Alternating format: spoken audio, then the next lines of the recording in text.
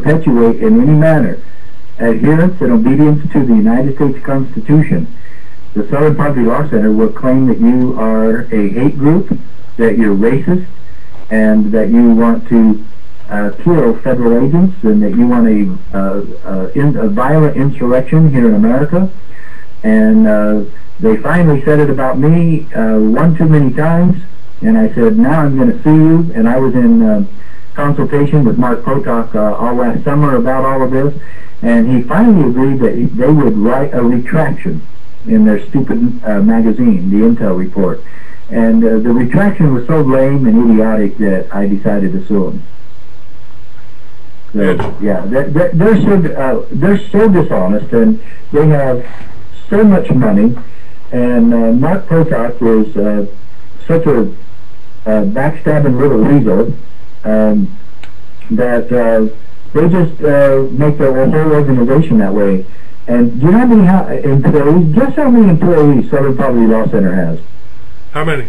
175. And that shows you the magnitude of how filthy rich they are.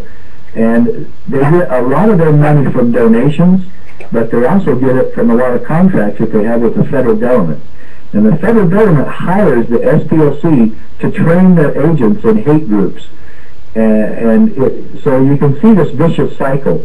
The brainwashing that the federal agents receive from the Southern Poverty Law Center is so absurd that it's so very real. And now do we know, it's not hard to realize why we have an out-of-control federal government who goes after Waco and kills all these people there, and Randy Weaver's wife and son, when they're also trained to be afraid of us and to believe that everybody's trying to get them. And the SPOC actually promotes that, and the federal government eats it up with our tax money. You know, I've said the problem we have is, how do you fight evil, Richard, without becoming evil? And I think you are doing, you and your Sheriff's Association, your Police Officers Association, is the only way to do it. It's yeah, I think this really is the only solution we have left. I don't believe there's a solution remaining in Washington, D.C. I tried to run against a 24-year incumbent. You know, the people, oh no, we don't. We want our boy Lamar to stay in there. I said, what is your boy Lamar doing for freedom or the Constitution? Oh, well, we just need him in there. And so, you know, people are really so inculcated and brainwashed into believing that, you know, we need to keep things as they are. You know, everybody knows that Washington, D.C. is entirely corrupt, and then when they have a chance to vote some of these corrupt politicians out, they don't do it. 95% of the incumbents are re-elected all across this country, and especially in Washington, D.C. So what are we ever going to do about changing Washington? Nothing. It's not going to happen in Washington, D.C. You know, you can deal with a few local officials. You can deal with some county commissioners and a sheriff. You only are talking about 3 or 4 people that can make your county a free county, especially with sheriffs forming posses and getting the people more involved as volunteers in helping him. And so it's getting to the point where sheriffs are now being so restricted that they have got to depend on posses. And you mentioned Sheriff Joe Arpaio in Maricopa County in Phoenix. He has 3,500 on his posse. They're working, they do a great job, and in fact it was a posse member, a former detective, and some lawyers on his posse who actually investigated Barack Obama. People need to understand, this is the biggest story in the world. A county sheriff criminally investigating the President of the United States. And you know how much time ABC, CBS, and NBC have dedicated to that story? Absolutely none. And literally, it's the biggest story in the world. And Joe Arpaio is an honest man. He is a good man. and he doesn't care who you are. If you break the law, he's going to go after you. And the evidence that he has uncovered shows that Barack Obama broke the law. And you can come to the convention. You can hear this yourself from Sheriff Arpaio. And Arpaio is a friend of mine, and I guarantee you that he is straight up, and he doesn't have political aspirations. You know, he could have run for governor, he could have run for president, he could have been anything he wanted. All he wanted was to run for sheriff.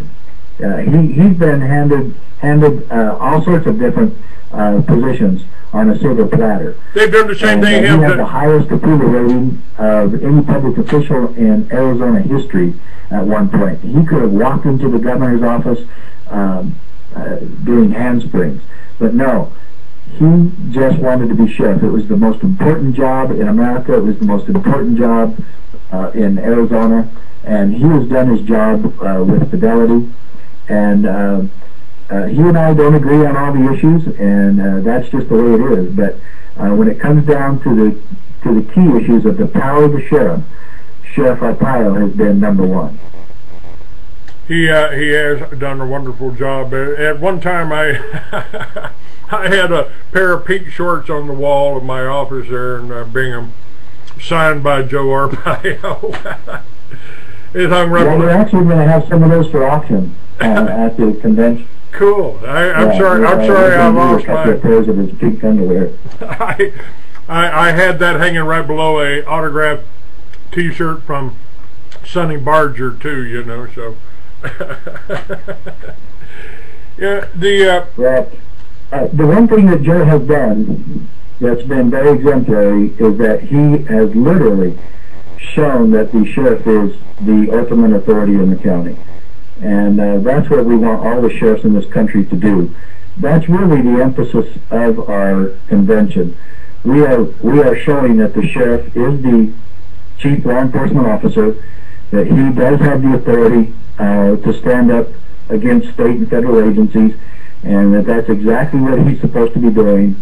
And we're thrilled with the prospect of working with Joe Arpaio, and we're thrilled that he has changed his schedule. He changed his schedule around big time so that he could be a part of our wonderful convention. Wonderful.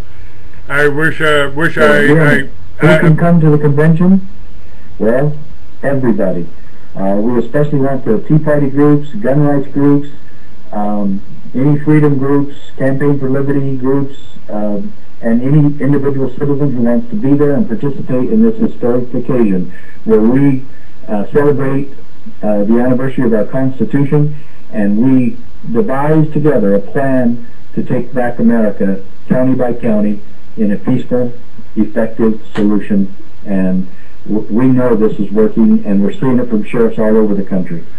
You know, you mentioned Sheriff Arpaio and his posse. There's another group down here on the border of Texas, near the border, that started a militia down there in the county, and guess who they started it with? The sheriff.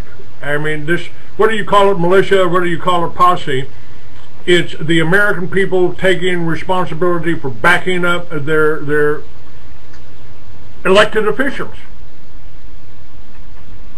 isn't it? Well, that's exactly right, Clayton. If you put county commissioners, a constitutional county commissioner with a constitutional sheriff, with the support of the people, you're going to take back your county. That's plain and simply. That's the equation for freedom and liberty. And you can't exclude the word courage from that entire process. America was founded on the principle of courage. People willing to stand for the God-given principles of liberty that we were born with in this country, and now everybody wants to sell them away for stupid policies and bureaucrats and Washington, D.C. corruption and politics. No, we don't have to accept that.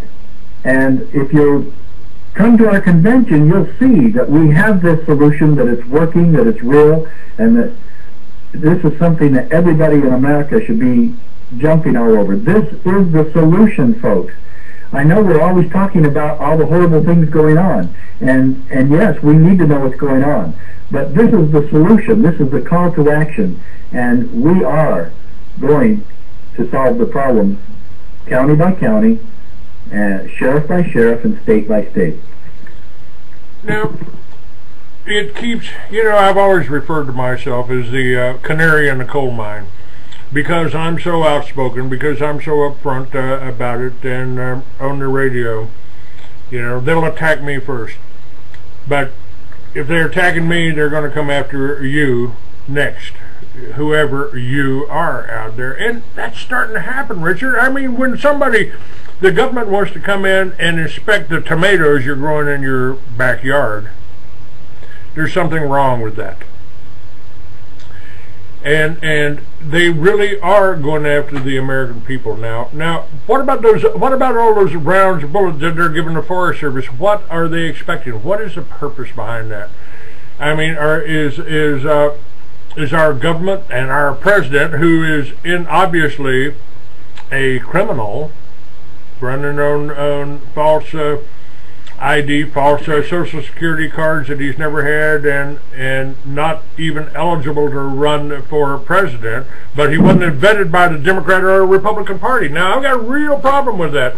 We've had over $500 million given to the networks like Bain Capital, like Clear Channel, and ABC and NBC, which they've divided up by $250 million to the Republicans, $300 some odd million to the Democrats, and all of that money that they donated for these campaigns were turned around and given to the media companies that aren't telling you what your politicians are doing. How do we overcome this? Well, that's exactly correct. Like I said, Clear Channel donated $18,300 to Lamar Smith, my opponent. And so then, was it any wonder I didn't get equal time or any fairness from the Equal Channel radio shows? And they had Lamar Smith on every week. I was on once. And they have this guy on there spouting off like he's been some kind of hero when he supports all the spending. Lamar Smith voted 7 times to raise the national debt. He voted 7 times to support that. That's worse than Barack Obama. I mean, even the whole concept of foreign aid. Foreign aid. I mean, why are we supporting 180 countries out there? Why are we sending money to, including China and Israel? Why are we doing that? Well, I can give you a worse one. Pakistan. Pakistan was the country that was hiding Osama bin Laden. And Pakistan has said that they are no friend of America, and we still give them millions and millions and millions. And it's absurd that we do that. The bottom line is, Clayton, you don't have to talk about which countries we give foreign aid to. You just simply have to say, how can we give foreign aid to people when we're borrowing the money to give it to them in the first place? We have no money.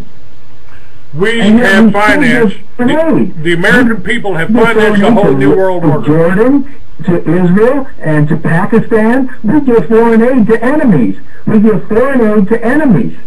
Countries that hate each other. And we still give money to the United Nations. We spend 25% of everything the UN gets. And we don't have the money, and the UN is no friend of the United States of America. We've been trying to say that for years. So, this whole UN. There we go.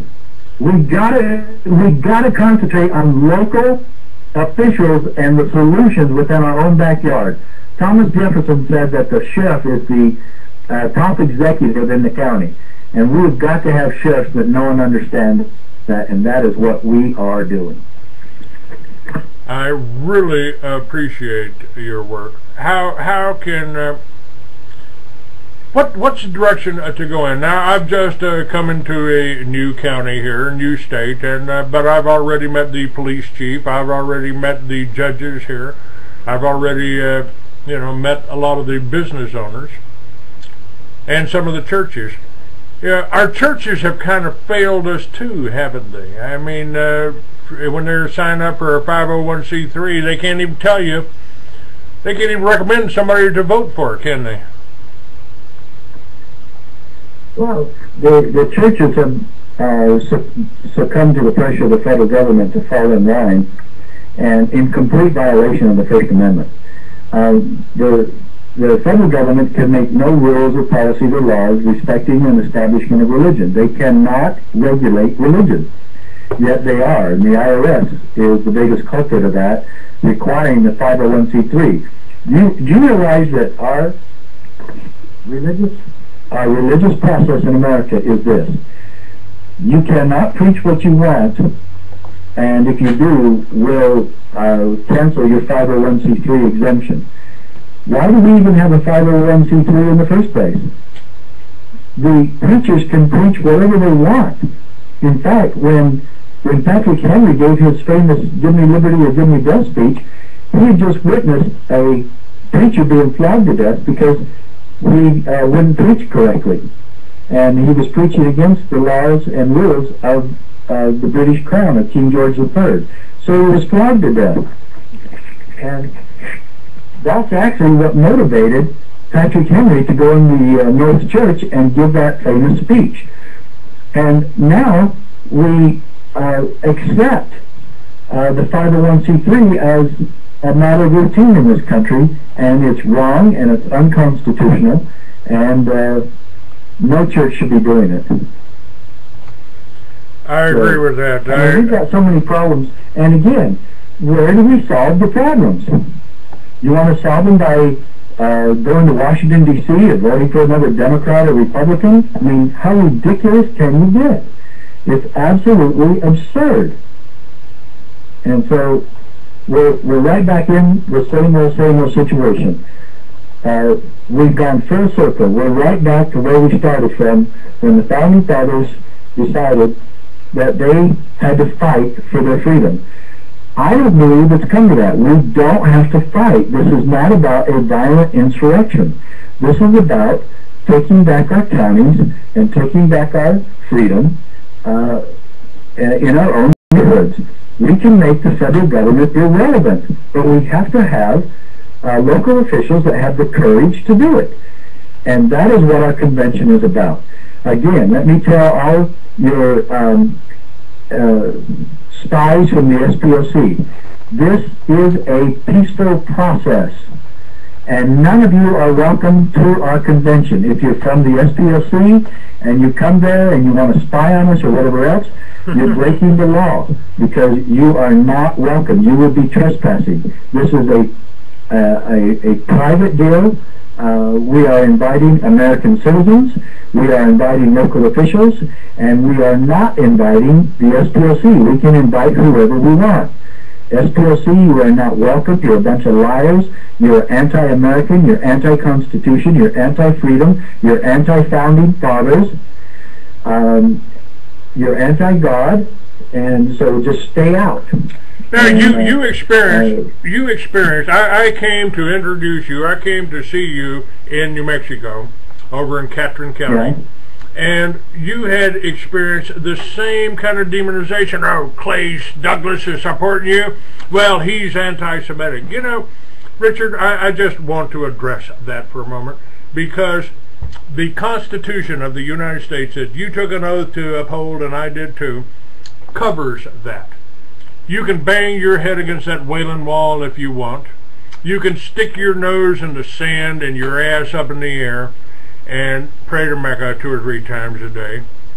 And you can get on your knees and pray for a Cadillac if you're a Christian. And maybe I could put it in a good word for you.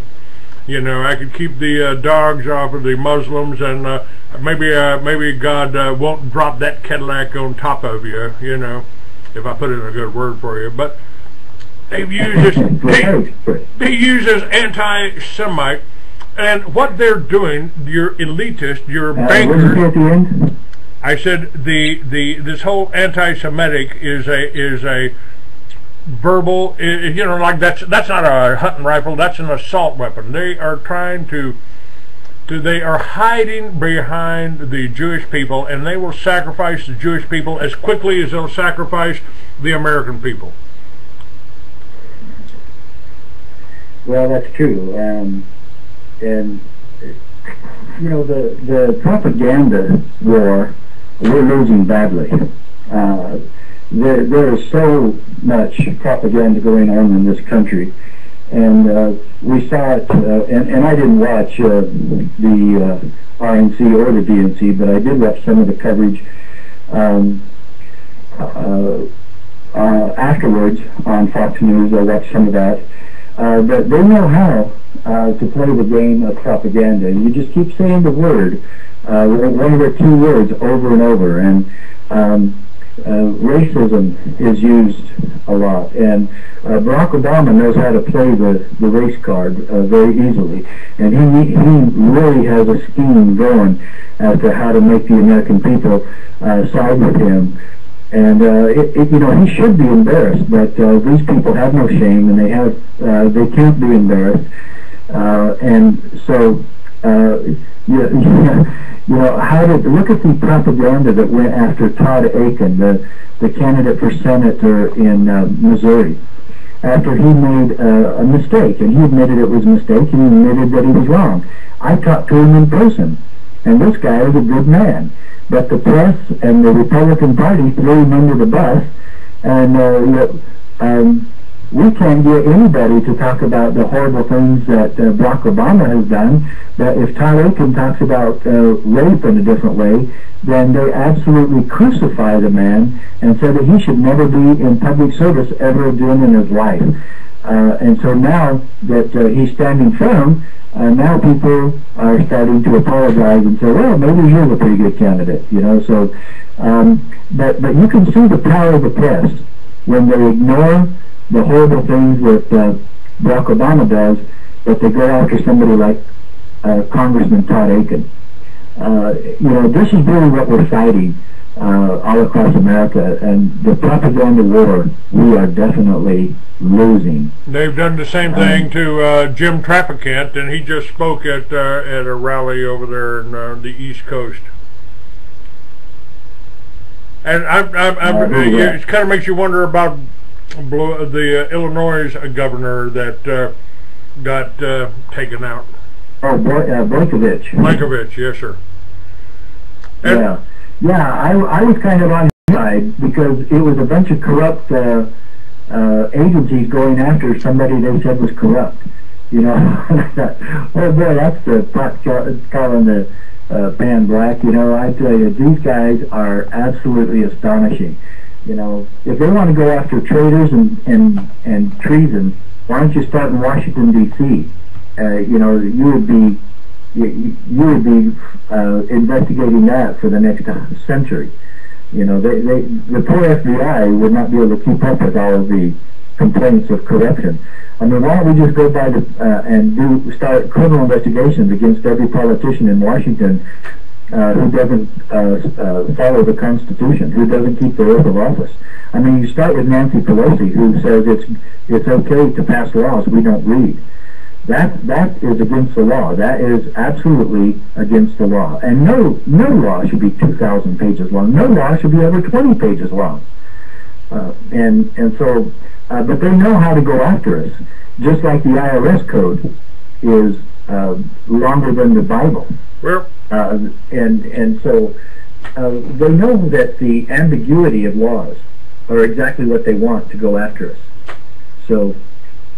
Anyway, here we are. I don't know if we've come to the end, but I've got to get. We've got 2 minutes left, but Richard, I appreciate what you're doing. I'd like to have you back on after the event and to give us the convention to give us an update on it. And I really appreciate what you're doing. And you know, after you get back, if you can make it to the convention, we'd love to have you, Clay, or any of your listeners. Love to have any of you. Go to CSPOA.org. We need all the donations we can get, and any of you want to come and see this for yourself, you will be glad you came. It's going to be a real miraculous time. I'd love to be able to make it. I'll try. If I don't make it over there, I will be over to visit you here in Texas. All right, sounds good. Thanks a lot. All right, sir. Thank you very much. God bless you for the work that you're doing. Sheriff Richard Mack, thank you very much, folks.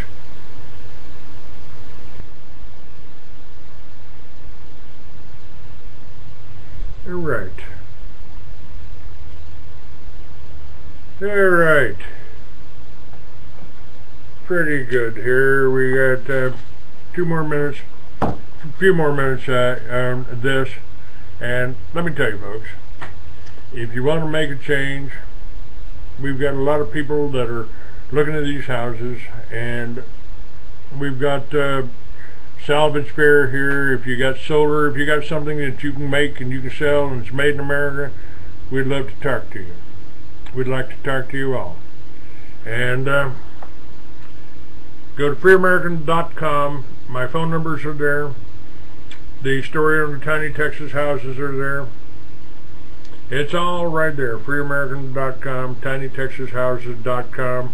And of course, Timothy Bible College. If you haven't graduated, if you need a degree, or if you just want to stay at home and keep your kids out of the public pool system, Timothy Bible College is linked on my site. God bless all of you, and thank you for listening.